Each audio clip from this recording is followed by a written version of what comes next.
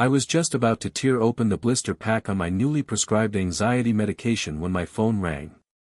"Mr. Turner?" the voice on the other end asked.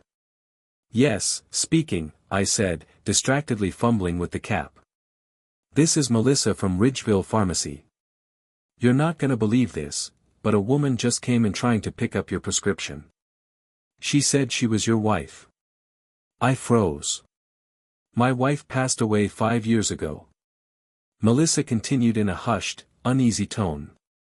"She had your full name, date of birth, even your address. But when I asked for ID, she panicked and ran." My hands went cold. "Did you catch her name?" "We didn't get a name," Melissa said, "but she was wearing a green HOA badge. Said she was from Hillside Ridge HOA." My jaw clenched so hard it hurt. HOA. There was only one person from the Hillside Ridge HOA who had ever come near my property, and that was Karen. The nosy blonde woman who acted like the president of the neighborhood when she wasn't even on the board anymore. I bolted upright. "Melissa, did you get her on camera?" A pause. Then, "Oh yes. We got everything." And that's when I knew, I had to take matters into my own hands. Because if Karen had my prescriptions, who knew what else she'd stolen from me? But to understand why this happened and how Karen got access to my private information in the first place, we need to rewind a few weeks back. My name is David Turner. I'm a 54-year-old former EMT turned hobbyist carpenter. I live in a modest but peaceful ranch-style house in a quiet cul-de-sac in suburban Oregon. After my wife, Brenda, passed away, it was just me and my golden retriever, Lucky. Life was quiet. Predictable. Peaceful, until Karen moved 3 houses down. Now, Karen was everything you imagine when you hear the word HOA Karen. Platinum-dyed hair. Skin-tight yoga pants. And that never-failing clipboard in one hand with an iced mocha in the other. She wasn't even on the HOA board anymore, but you wouldn't know it by how she acted. She'd scream at kids for skateboarding. Leave violation notices if your trash bins weren't brought in by noon.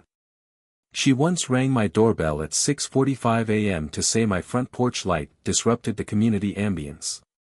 I tried to be civil. Polite even. But she kept pushing. One afternoon, I caught her on my porch. Not just near it, on it. And she had opened my mailbox. I stepped out and said, "Karen. That's a federal offense." "Oh relax," she huffed. "I was just checking to see if you'd gotten the community bulletin. We're moving bulk trash pickup to Tuesdays." "I don't care, Karen," I said, trying not to lose my temper. "You're not on the HOA board. Stay off my property." She scoffed. "Well, someone has to care about this community." I reported her. Twice. Nothing happened. A few weeks after that incident, I noticed something strange. My monthly prescriptions weren't arriving in the mail. I suffer from anxiety and chronic back pain due to years of fieldwork, and those pills were vital. At first, I assumed it was just a postal delay. Then it happened again. And again. Finally, I called Ridgeville Pharmacy. "Mr. Turner," the tech said, "it shows here your prescriptions were picked up already. Last week." "What?" I said, heart skipping. "I haven't been in all month." "Picked up by, hold on. It just says, proxy pickup. The name field is blank." That's when my stomach dropped. I checked my surveillance camera footage from outside my house. 2 days before, there it was. Karen's SUV. Parked across the street. She walked up to my porch with something in hand. My mailbox. She opened it. Reached in. Walked away like nothing happened. I was furious. But how did she get my personal info? My full name, birth date, pharmacy. Even I had trouble filling those forms. I began to feel unsafe in my own home. I couldn't sleep. I installed new locks, double-checked the cameras, and even kept a baseball bat by the door. Lucky, my dog, started growling every time Karen walked by the front gate. I went to the HOA board. Again. I have her on tape, I said. She's accessing my mail. She somehow picked up my medication. The board president, a guy named Greg, shrugged. You know how Karen is. That's not an excuse. This is criminal behavior. She's not on the board anymore. We can't control what she does. That's when I realized I was on my own.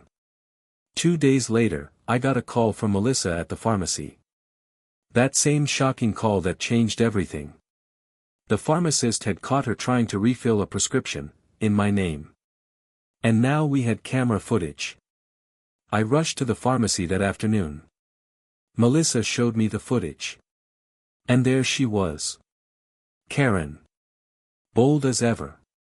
Wearing a hoodie and sunglasses but still unmistakably Karen.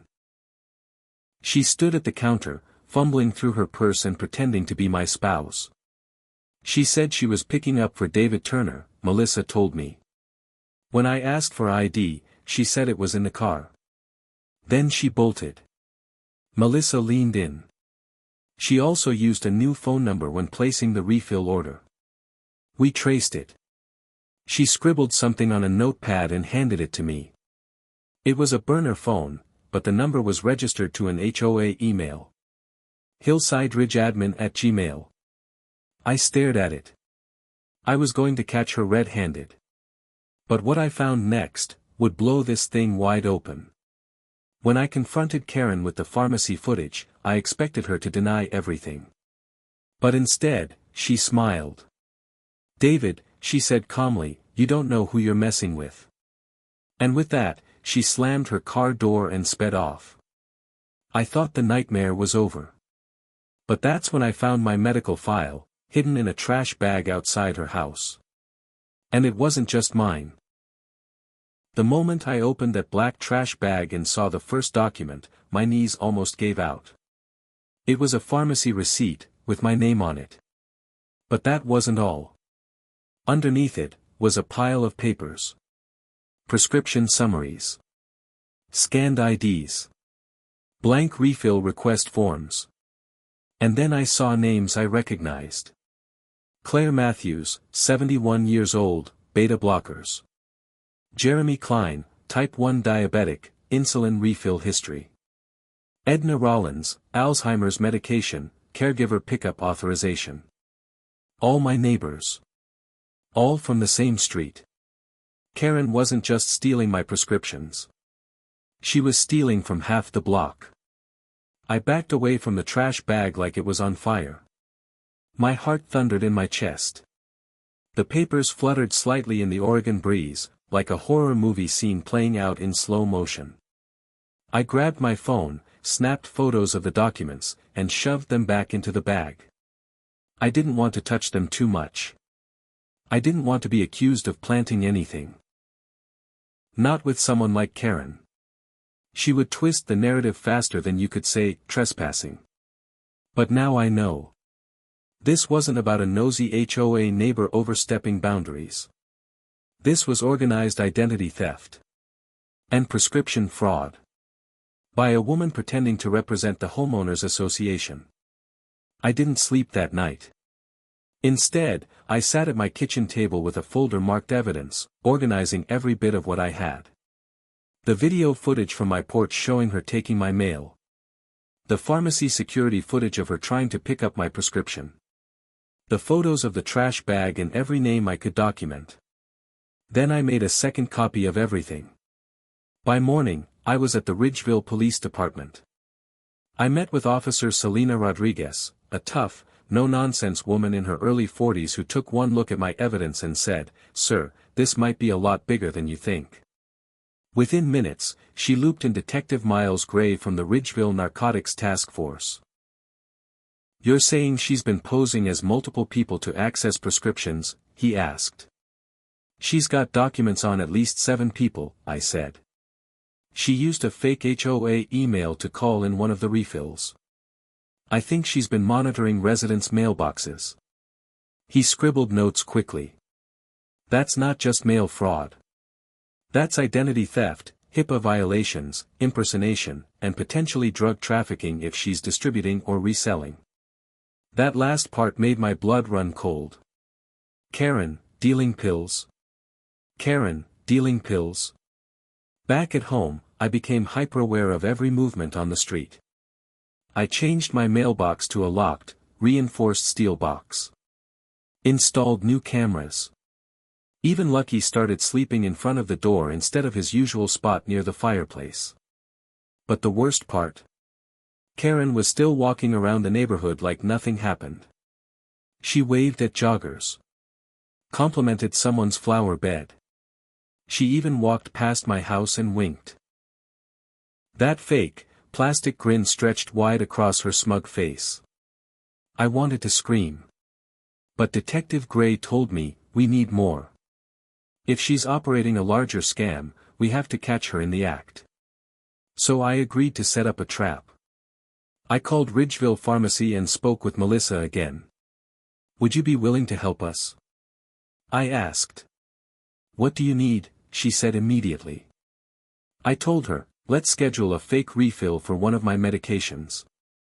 Something strong. Add a note that it's available for authorized proxy pickup. Let's see if Karen shows up again. Melissa's voice was calm. I'll have security on standby. We arranged everything for Tuesday at 3 p.m. Meanwhile, Detective Gray installed a GPS tracker under Karen's car the night before. Everything was legal, under warrant, with her suspected of organized prescription fraud. Tuesday came. I sat in the parking lot in my truck, parked behind a landscaping van so I couldn't be seen. Right at 2:57 p.m. Karen's green Honda SUV pulled in. She stepped out. Slick ponytail. Dark sunglasses. A scarf around her neck like she was in disguise. She walked through those pharmacy doors like she owned the place. I gripped my steering wheel so hard my knuckles turned white. 2 minutes later, everything exploded. Karen stormed out of the pharmacy, yelling. You can't do this. I know my rights. I'm a community officer. I was doing this to help David Turner. He's a recluse, he asked me to. Behind her, 2 uniformed officers followed. Melissa came outside too, pointing at Karen. That's her. That's the one who tried to pick up the diazepam. Karen turned around in a flash. You have no proof. None.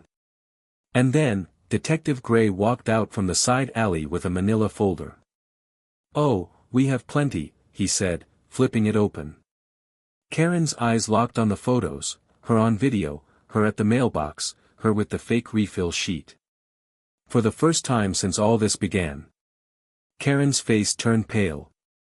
And she ran. Karen didn't just walk away. She bolted. 1 second she was standing there, stammering at Detective Gray. Next thing you know, she shoved the officer nearest to her, yanked open her car door, and peeled out of the pharmacy parking lot like it was a drag race. Tires screeched. People screamed. I ducked in my truck as her SUV flew past the landscaping van I was parked behind. Melissa, the pharmacist, ran back inside yelling, she's trying to flee. But Karen had no idea the police were already 1 step ahead. Because under that smug, mud-splattered Honda was a GPS tracker. And Ridgeville PD had every intention of letting her think she was getting away. Detective Gray calmly walked back to his cruiser and tapped his radio. Subject is fleeing southbound on Main Street. Tracker is live. We're going to tail her, do not intercept yet. Let her lead us to wherever she's stashing the rest. I sat there in disbelief. You're not arresting her now? I asked. She's panicking, Gray replied. People like her make mistakes when they panic. Let's see where she runs. There might be a whole storage unit of stolen prescriptions we don't know about. A storage unit? Was this even bigger than we thought? That drive home felt like the longest of my life. I kept checking my phone every few minutes. No updates yet. Lucky met me at the door, tail wagging, but I was too wired to smile. I paced the living room, checking the security feed again and again. I double-checked the locks, the alarm, everything. Because I knew what Karen was capable of. And if she was willing to steal prescriptions, impersonate people, and now run from police, then I wouldn't put it past her to come back in desperation. That night, I barely slept. Every creak of the house made my heart jump. Every set of headlights that passed the window made me wonder if Karen was coming back to fix things her way. At 6:42 a.m. the next morning, my phone buzzed. Unknown caller ID, Ridgeville PD. I answered instantly. Mr. Turner. This is Detective Gray. We got her. My heart stopped. Where? She led us straight to a rented storage unit on the edge of town. When we searched it, we found over 50 names, prescriptions, ID copies, mail, even some fake driver's licenses. I sank onto my couch. She's in custody now, Gray continued. We're booking her on multiple charges: theft, identity fraud, impersonation, illegal possession of prescription medication. The list is long. I couldn't speak. All I managed to say was, "Thank you." Then I asked, did she say why? Why would she do something like this? Detective Gray paused. You're not gonna believe this, he said. But Karen told us, she was doing it to protect the community. I blinked. What? She claimed she noticed elderly residents forgetting to take their meds, so she decided to take control of everyone's prescriptions. That way, she said, she could manage who was responsible enough to have them. That's insane, I whispered. She said she was creating her own HOA-run pharmacy program. She was scanning IDs, creating spreadsheets, even logging what she thought people should be taking instead. I rubbed my temples. Karen had actually built her own fantasy world, where she was the neighborhood doctor, mail lady, and HOA enforcer all rolled into one. And no one had stopped her until now. The news spread like wildfire. By noon, the story was all over the Ridgeville Bulletin. HOA member accused of stealing residents' medications in massive prescription fraud scheme. My phone exploded. Claire Matthews called, her voice trembling, "David, that's why I haven't had my heart medication for 3 weeks." Mr. Klein's son texted me, she told us she was checking in for the HOA. We had no idea she was stealing Dad's insulin records. The HOA board called an emergency meeting. Greg, the HOA president, sounded stunned.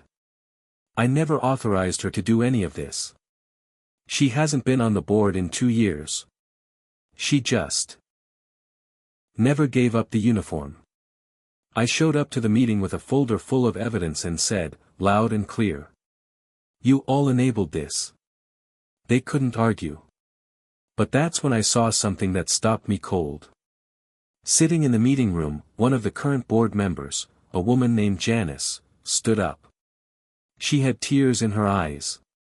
I think I helped her, she said. I gave Karen access to the HOA database last year when she said she wanted to help with birthday cards. I didn't know she was copying resident health records. She said it was to make sure we remembered who needed accommodations. I narrowed my eyes. Wait. There's health records in the HOA database. Janice nodded slowly. We store emergency contacts and health disclosures for elderly residents. It was part of the new neighborhood wellness program.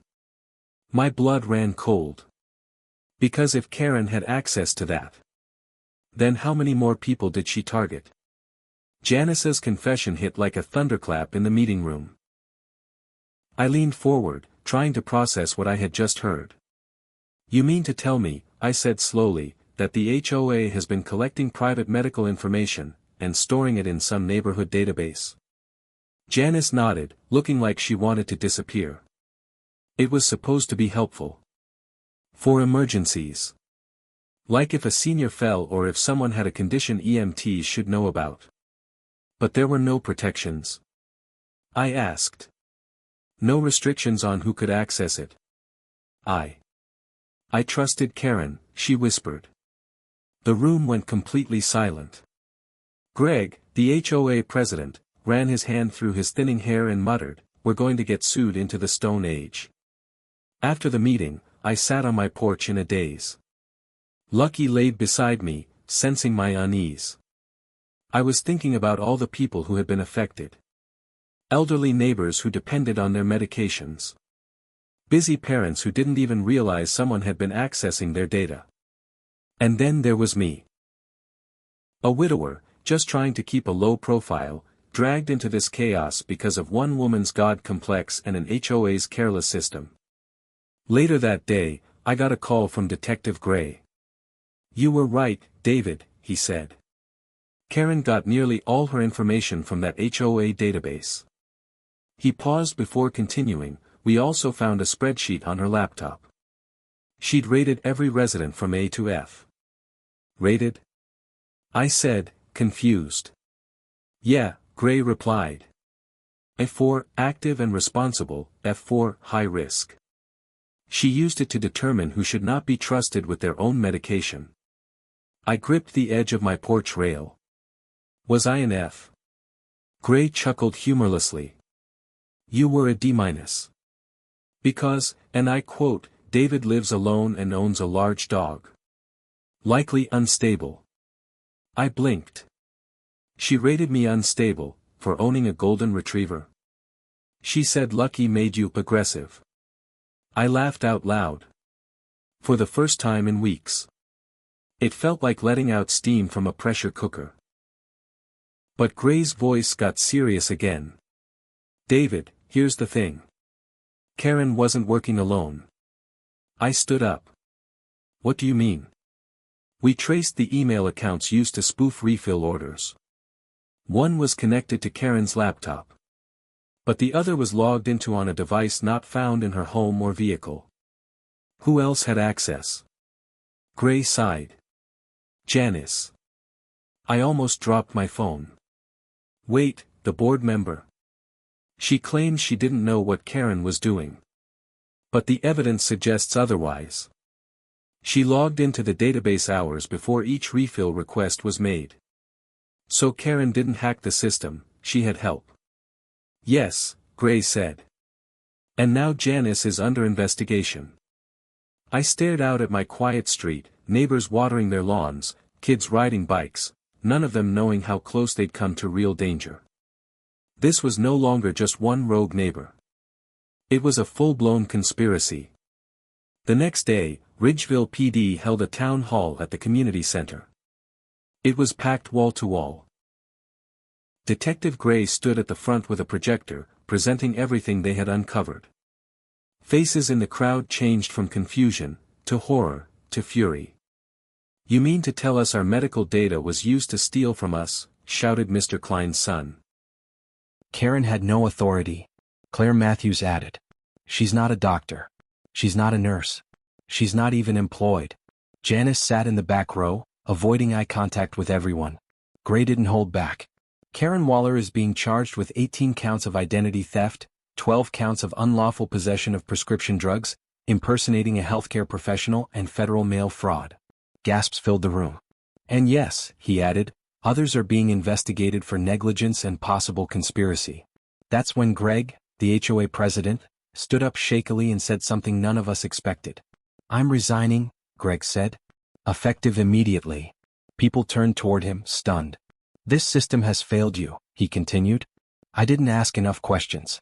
I didn't protect your privacy. I let someone like Karen operate unchecked under our name. I'll live with that shame for the rest of my life." Then, one by one, every remaining board member stood up and followed suit, except Janice. Janice tried to speak. I didn't know what she was really doing. But the room turned cold. No one believed her. Gray closed the meeting with one final note.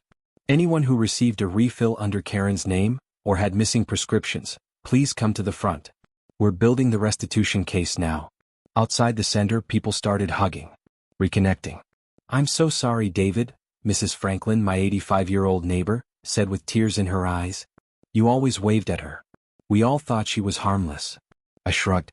I thought she was annoying. But I never thought she was dangerous. Then someone started clapping. And then others joined in. I didn't know why, until Melissa, the pharmacist, stepped forward and said, if David hadn't come to us with questions, if he hadn't pushed when everyone else ignored the signs, we might still be in the dark. I felt heat rise in my cheeks. I just wanted my meds, I said. She smiled. And you ended up saving the whole neighborhood. That night I received a letter in the mail. No return address.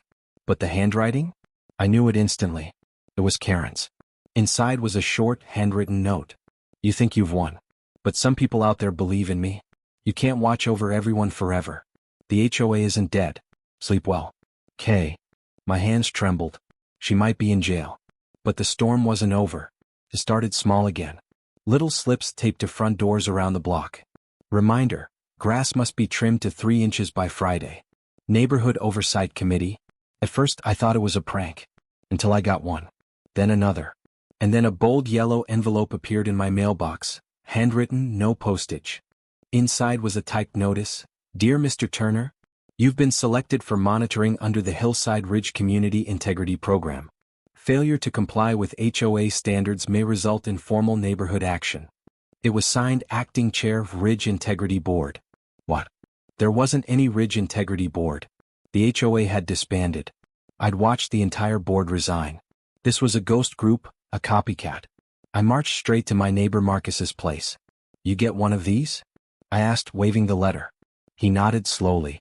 I thought it was just someone messing around, but I also got one taped to my car windshield this morning. Someone's trying to restart the HOA from the shadows, I said. We both looked across the street. Janice's blinds shifted. I didn't want to believe it, but I had to ask myself, could Janice be behind this? She hadn't resigned with the others. She hadn't shown up to the last 2 community meetings. And while everyone else had rallied around each other, helping neighbors, comparing stolen data, organizing repair funds, Janice had gone quiet. Too quiet. So I did some digging. I found a Facebook group, Hillside Ridge Community Strong. It was private, invitation only. The group's bio said, keeping our neighborhood safe and structured. HOA or not, we care. I tried joining. Rejected in 2 minutes flat. But thanks to my old friend Eric, a tech-savvy guy who once worked cybersecurity in the military, I got a peek inside. And what I saw chilled me. Posts titled, David Turner is not above HOA law, and Karen was right. Prescription control equals safety. One post even included a blurry photo of me walking Lucky, with the caption, still dangerous. Large dog. Aggression risk.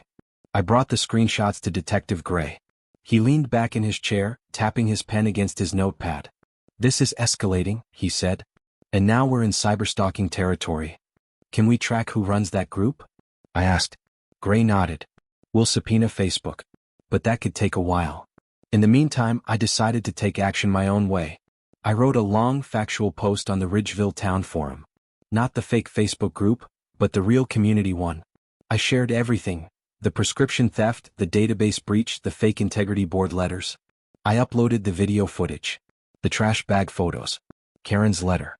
Then I ended it with this. Let me be clear. You are not the law. You are not the doctor. You are not the HOA.